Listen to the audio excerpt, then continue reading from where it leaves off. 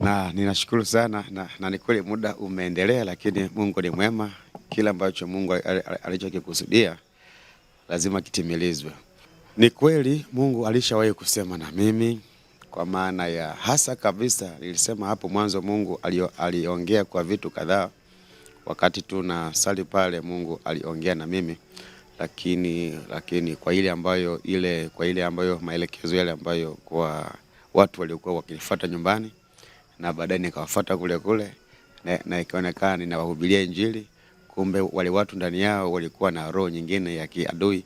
Baada ya kuomba kukaonekana kama watu wanaondoka ndani yao, lakini sio watu, kama ni zile roho zinapeperuka na zikawa zina mfumo wa kujikunja kama mkeka kuelekea nyuma. Na baadaye wale walipofunguliwa na kupata ufahamu halisi, ndio wakajua kwamba kumbe ni kweli wanamhitaji Mungu wawasaidie na kuwaokoa.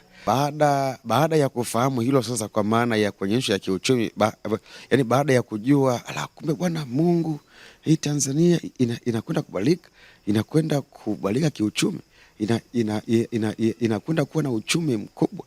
Kwa hiyo moja kwa moja pia ni watu wa Mungu ambao wanaotakiwa pia kuwa na uchumi bora.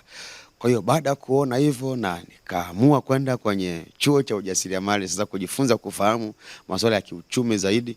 Lakini baada ya hapo sasa, nilipomaliza kila kitu, nikaanza kulitendea kazi moja kwa moja. Sikujua mfumo, yani kumbe Mungu anaweza akakwambia kitu sasa hivi utekelezaji wake ni mwingine au kwa njia nyingine. Kwa hiyo mimi nikaingia moja kwa moja kwenye utekelezaji. Baada ya kuangalia, kupiga picha, nikaona wanaoongoza kiuchumi si watu wa Mungu. Wanaongoza magari, mabiashara makubwa, makampuni mengi makubwa, si watu wa Mungu. Nikasema sasa hapa naingia kwenye kampeni. Na ile kampeni niliita liko pigo moja bado. Kwamba Mungu anakwenda kuwapiga watu wote waliotajirika kinyume, yani wasiomtumia Mungu. Wanakwenda kupigwa, alafu anawainua wale ambao, yani kwa maana ile kutoka utumwani kwa wana wa Israeli pale Misri, kwa lazima wapigwe, alafu na uchumi wote uhamie kwa watu wa Mungu. Kwa hiyo nilishika hii, nikasema liko pigo moja baada, Kutoka sura ya 11 mstari wa kwanza. Kwa hiyo nika kwenye utekelezaji huko, nikaanza na mtu mkubwa kinara, kwa maana mfanya biashara mkubwa Tanzania hapa na Afrika kabisa, akitokea Tanzania.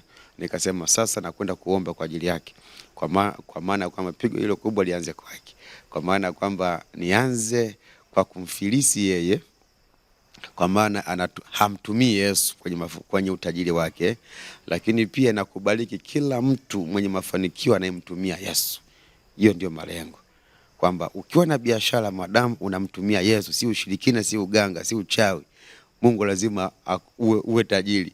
Lakini ukiwa na biashara hata kama ikiwa ndogo, lakini nilimlenga kwanza mkubwa ile, kwamba hamtumii Yesu, ushirikina, uchawi na majini, afilisiki. Nikaingia kwenye maombi yasiyoisha, maombi ya kufunga, sili sinywe mpaka Mungu atakapotimiza hili. Nikafunga siku ya kwanza naomba, siku ya pili naomba, siku ya tatu naomba. Ndapomaliza siku ya tatu, ndio nikasikia sauti ya Mungu sasa, majibu yake. Ananiambia, mwanangu, mbona unajitesa bure?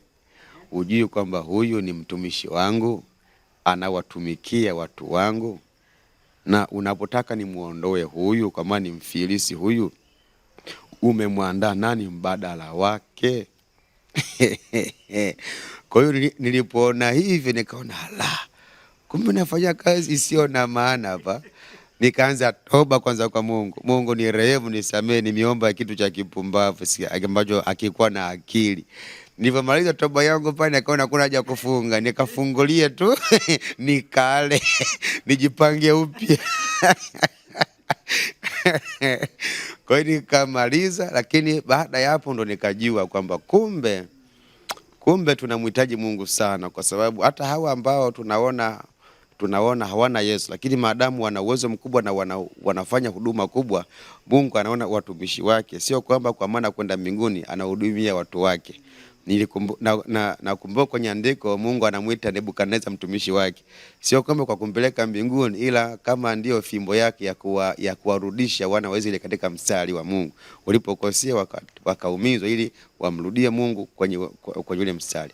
Kwa hiyo manake ndipo nilipojua hivyo kamala. Kwa hiyo kumbe Mungu pia ana baraka zake Mungu juu ya huyo mtu kwa ajili anatumia watu wengi. Na ni kweli ana bidhaa nyingi Tanzania hapa, na kila siku tunatumia washirika tulioamini tuliookoka, maaskofu na wachungaji tunatumia bidhaa zake. Kwa hiyo anafanya huduma hiyo.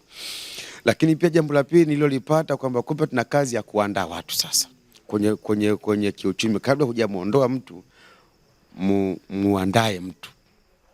Muandae mtu. Kwa hiyo nikapata kwenye maeneo yote. Kwa hiyo kwenye uchumi, kwenye nini. Kwa hiyo kwenye maeneo yote takiwa tuwe na uwezo wa watu wa kuandaa watu ili tuwe na haki sasa, kwamba hata kama tunaposema tunapiga kula kuna mtu wa Mungu yupo ambako tunajua kabisa kwamba yuko pale. Kwa hiyo aliza mtu aandaliwe na apelekwe. Kwa hata ukiomba kwa Mungu, Bwana Mungu tunahitaji huyu bora, anakuweko pale. Kwa hiyo nilijifunza hivyo, nikaona okay, sasa hapa ndivyo inavyohitajika. Na baada hapo sasa nikaachukua hatua sasa ya kufundisha uchumi wa kanisani ili kuamsha kwamba kuna makusudi Mungu ameandaa, kuna makusudi Mungu nakumbuka hiyo 2012 mwezi wa 4, Pasaka mwezi wa 4, wakati nakuja tu mikoani huko, nikaenda kwenye kanisa moja lilinunua ramani.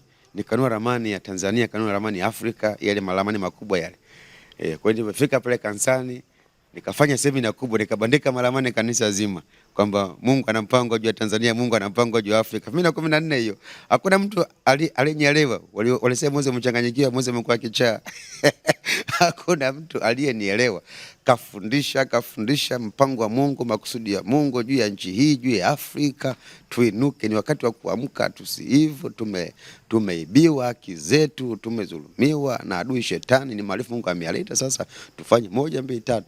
Wakati huo pia nikawa nafundisha pia na masuala ya uchumi kanisani, kwa maana ya tufanye bidhaa, tuzalishe hiki, tuna uwezo kufanya hivi. Wakati huo nafundisha utengenezaji wa sabuni za vipande kwa kutumia tu njia ya kawaida, sio ya mashine.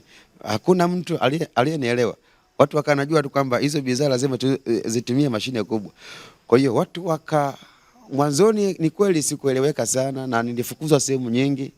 Nilifukuzwa sehemu nyingi, wachungaji. Niko sio mchungaji, nikiwa tu kijana tu ni mshirika. Kwa hiyo watu hawakutaka, wakasema unaletaje uchumi kanisani? Unaletaje ujasiriamali kanisani? Hiyo ni ya huko nje, ni watu wasiookoka. Ninamshukuru Mungu kadiri siku zinavyoendelea na nazidi kuliombea Mungu, fungua kanisa lako, fungua watu wajue na tuelewe na tunini.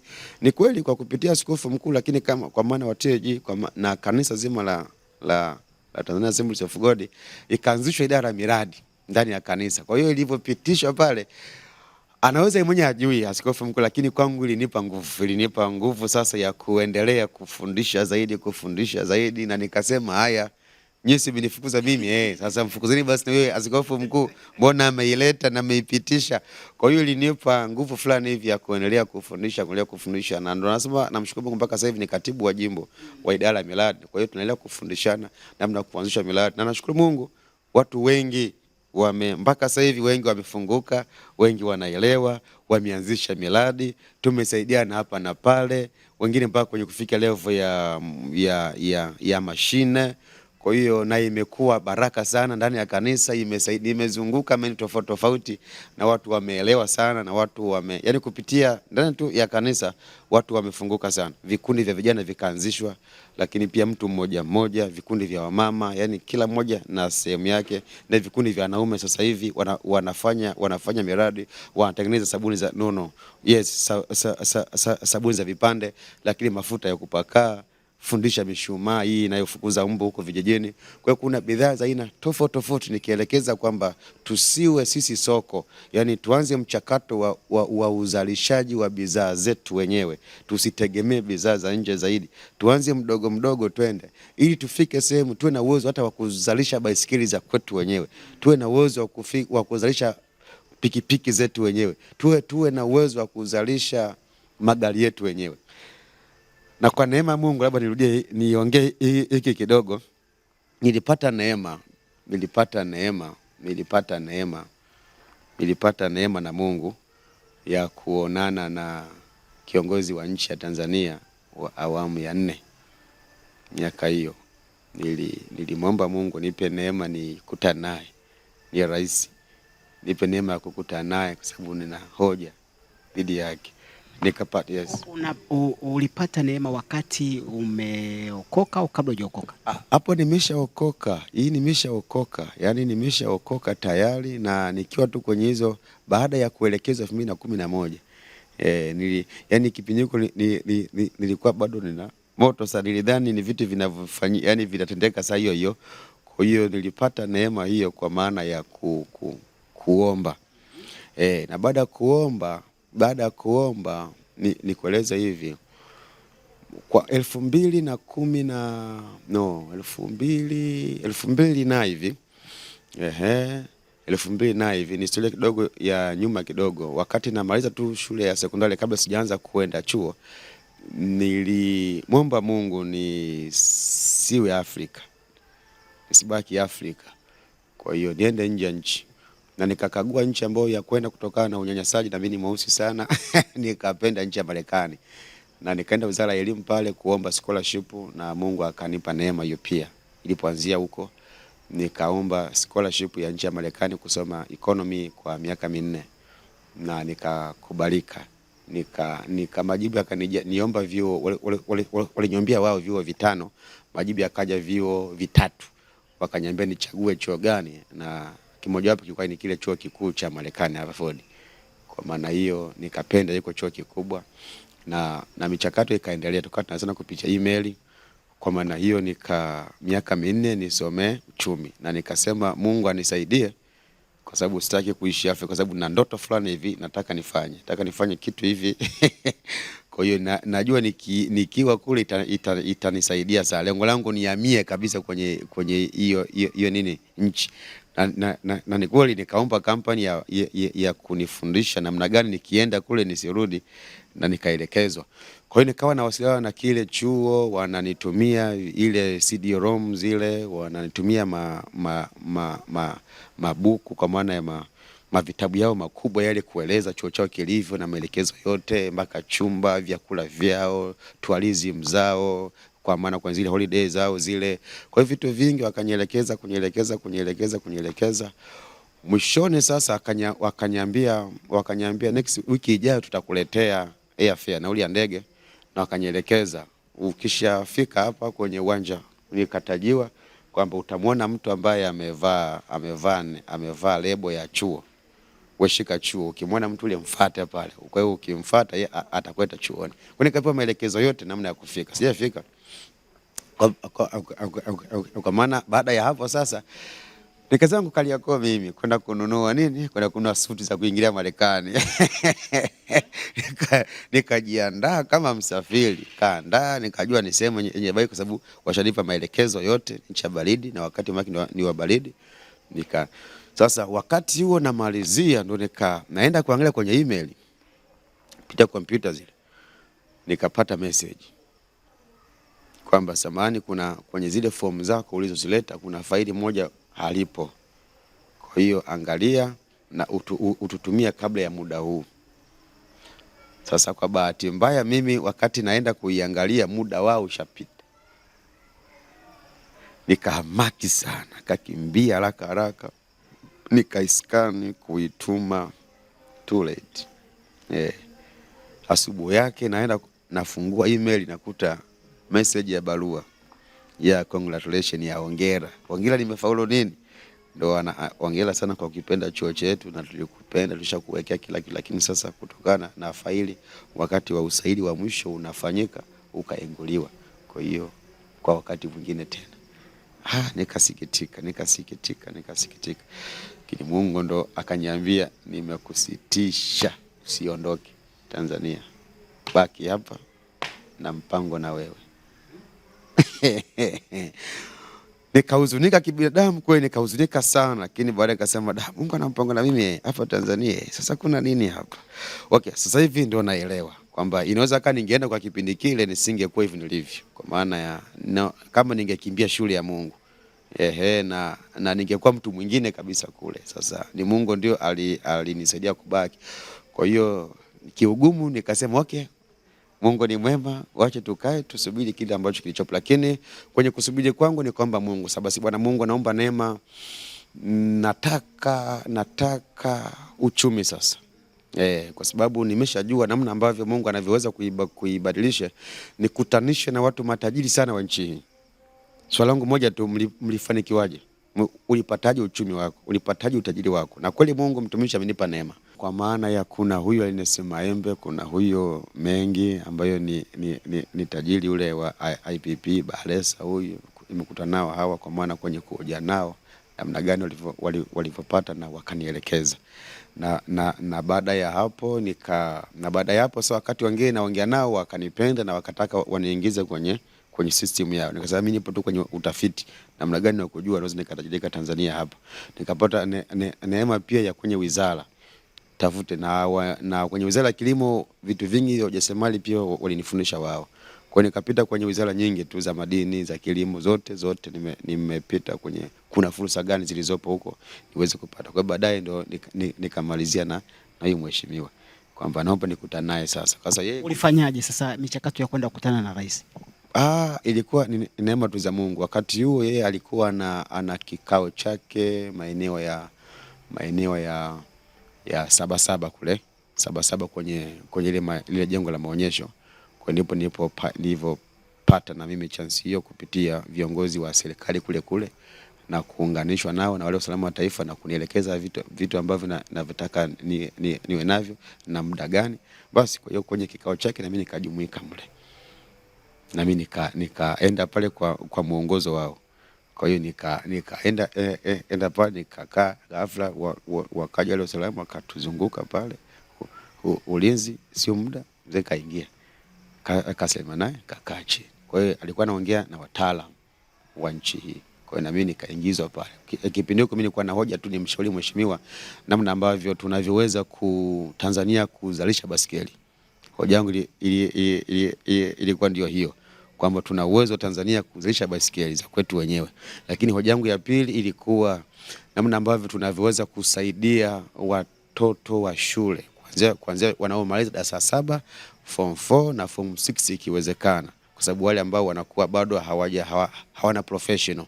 Kwa hiyo kwa kuwa na mimi ni mtaalamu wa kemikali kwa maana uzalishaji wa hizi bidhaa, nilishauri kwamba yani zianze kuingizwa bidhaa moja kulingana na ukubwa wa zile kemikali, kwa sababu kuna vitu vingine kama chaki haina kemikali kubwa.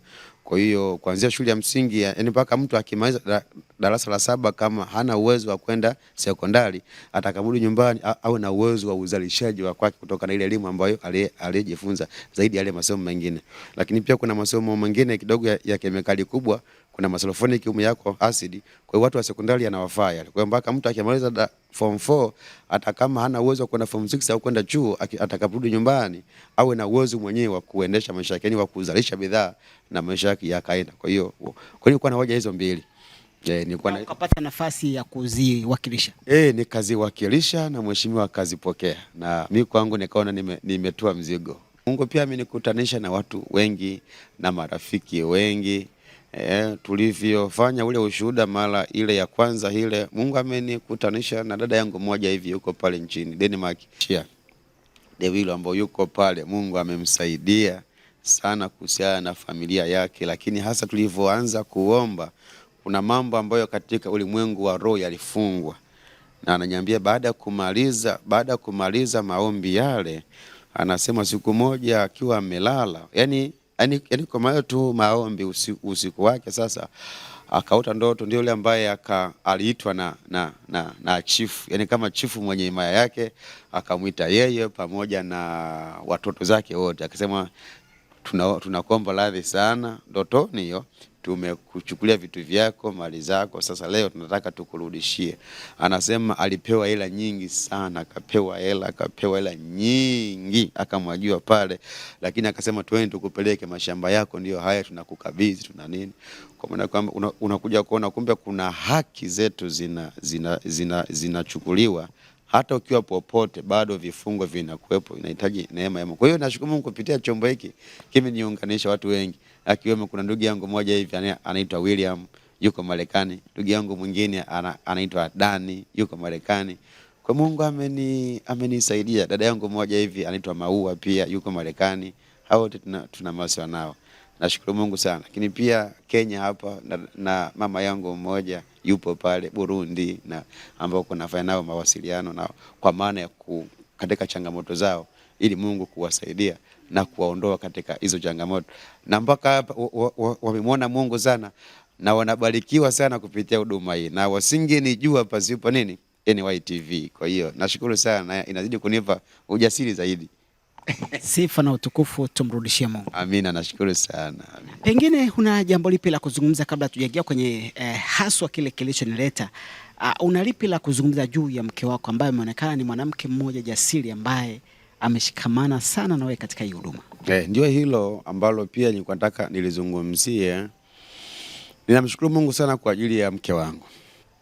Mke wangu anaitwa Miriam, Mungu amenipa na amenipa, yani amenipa, na ukizingatia wote tulikuwa Waislamu. Yeye mwenzangu Zainabu na yeye ni aina ya majini pia, na yeye na mimi naye ni Sharifu aina ya majini pia. Lakini Mungu kwa wakati wake Mungu ametuokoa na ametukutanisha tena. Kwa hiyo ili jambo namshukuru sana Mungu. Kiukweli toka binafsi tu kizungumzia ile kutoka kule kwenye usharifu kuja kwenye umozesi, kuna changamoto pia kupitia kule imani yangu ya kwanza, lakini pia nilipoingia pia kwenye hii huduma ambayo Mungu amenipa sasa ya namna ambavyo ya uamsho, hii pia ina changamoto zake pia. Kwa maana hiyo sasa nashukuru Mungu sana kwa huyo mke ambaye amekuwa mvumilivu sana. Amekuwa mvumilivu sana kwa changamoto zote, amekuwa pamoja na mimi, kwa sababu ilifika sehemu mtumishi wa Mungu watu walisha kumwendea wengi tu, na sio wapagani, wameokoka na wengine amaki ni watumishi, wakimwambia kwamba aachane na mimi, kwamba huyu mwanaume haeleweki, imani yake na nini, vitu vyake sivyo sahihi, ondoka. Lakini Mungu ni mwema, anakuja kuniambia na anapuuza, tunasonga mbele. Na tumeanza maisha kwenye hali ya chini sana, lakini Mungu kwa kadiri ya vile anavyotufundisha na tunatii na kufanya, Mungu akituinua kutoka hatua moja kuelekea hatua nyingine, na mpaka hivi ambavyo tunaendelea. Lakini pia wakati tumefunga tu ndoa, ni matukio mengi ambayo nimesema tu hilo ambalo la kusema aondoke kwangu maana tuachane. Lakini pia kuna mtumishi ambaye alikuja akosema kaonyeshwa na Mungu ndoa yetu haitafika sijui wiki mbili sijui miezi miwili, haitafika akasema kaonyeshwa na Mungu. Kwa hiyo hii jambo hili yani lazima liwepo, na sio kusema baada ya kusema hivyo sio kusema basi tukae tuombe tufute ya mambo. Yani kaacha tu ujumbe, maana ni kama alifurahia yani kuona kwamba akae aone baada ya wiki mbili hizo au miezi miwili ifanyaje futu. Lakini nashukuru Mungu mtumishi toka mwaka 2014 huu 2026, kwa hiyo miaka 12 bado tunasonga mbele na Yesu, na hatuna mpango wa kuachana, labda kifo kituachanisha. Na mimi naamini Mungu atatupa na uzee, lengo tumhubiri Yesu Kristo. Amen.